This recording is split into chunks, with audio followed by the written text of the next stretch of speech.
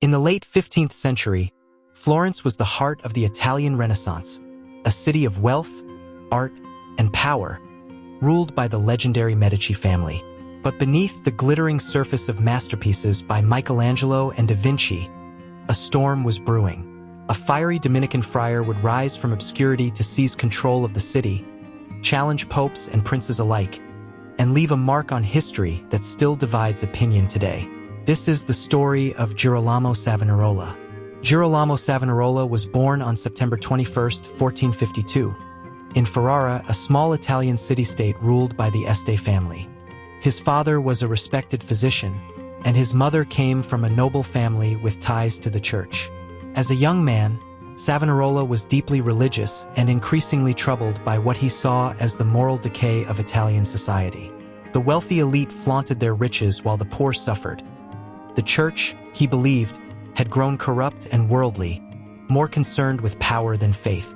At 23, frustrated by his inability to change things as a layman, he secretly left home to join the Dominican order in Bologna. He later wrote that he was driven by a divine calling. "I saw the world was full of evil, and I wanted to do something about it." For years, his sermons went largely unnoticed, his delivery was dry, and his message was too intense for most listeners. But everything changed when he was sent to Florence in 1482. Florence in the 1480s was under the iron fist of Lorenzo de' Medici, Lorenzo the Magnificent, who used wealth and patronage to maintain control. But when Lorenzo died in 1492, the city was thrown into turmoil. Savonarola seized his moment. His preaching became electrifying. He spoke of divine judgment, predicting that a sword of God would soon descend on Italy. When the French King Charles VIII invaded in 1494 and swept through the peninsula with little resistance, many saw it as proof of Savonarola's prophecies. The Medici were forced into exile, and Savonarola emerged as Florence's de facto leader. He established a democratic republic based on his vision of a city of God, where luxury was banned, gambling and prostitution were outlawed, and citizens were required to attend church. But his influence extended beyond Florence's walls. He openly criticized Pope Alexander VI, a man he called the Antichrist, for his corruption and worldly ways, refusing to obey papal orders to stop preaching. Perhaps no event symbolizes Savonarola's mission more than the famous bonfires of the vanities, held in Florence's Piazza della Signoria in 1497. Under his guidance, citizens were encouraged to bring items that represented sin and excess to be burned, including extravagant mirrors and cosmetics, vulgar clothing, playing cards, gambling equipments, and including paintings and books by some of the Renaissance's popular artisans that used what they had labeled as art and sculpture, which were actually cover-ups for idolatry and sensuality. Supporters saw it as a purification of the city, a way to return to simple, godly living. Critics condemned it as an act of cultural destruction, wiping out costly works of art in the name of religious fanaticism. At the height of his power, Savonarola's followers, known as Piagnoni or Weepers, dominated Florence's government, and his sermons drew thousands from across Italy. But Savonarola's reign could not last. The Pope had finally had enough in 1497.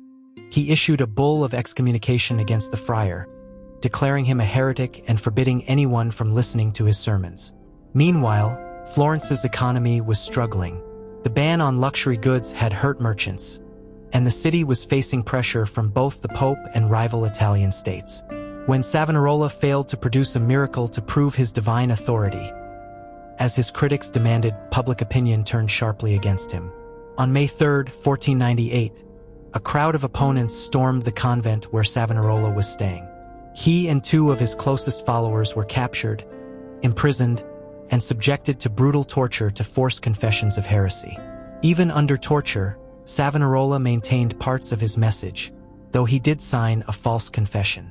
When he later recanted it, saying he had only confessed under duress, his fate was sealed.